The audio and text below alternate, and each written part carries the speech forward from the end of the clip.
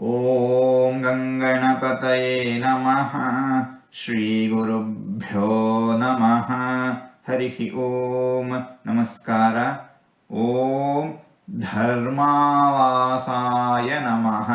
ಭಗವಂತ ಧರ್ಮಕ್ಕೆ ವಾಸಸ್ಥಾನವಾಗಿದ್ದಾನೆ. ಧರ್ಮವು ಭಗವಂತನಲ್ಲಿ ನೆಲೆಸಿರುತ್ತದೆ. ಧರ್ಮಕ್ಕೆ ಆಶ್ರಯವನ್ನು ಕೊಟ್ಟಿರುವವನು ಭಗವಂತ. ಧರ್ಮರಕ್ಷಕನು ಭಗವಂತ. ಧರ್ಮಕ್ಕೆ ಧಾರ್ಮಿಕರಿಗೆ ತೊಂದರೆಯುಂಟಾದಾಗ ಭಗವಂತ ಯಾವುದಾದರೊಂದು ರೂಪದಿಂದ ಧರ್ಮವನ್ನು ಧಾರ್ಮಿಕರನ್ನು ರಕ್ಷಿಸುತ್ತಾನೆ.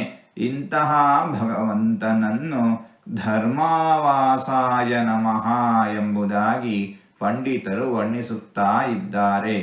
ಹೀಗೆ 4 ತೊದಲು ಮಾತುಗಳನ್ನು ಆಡಿದ್ದೇನೆ.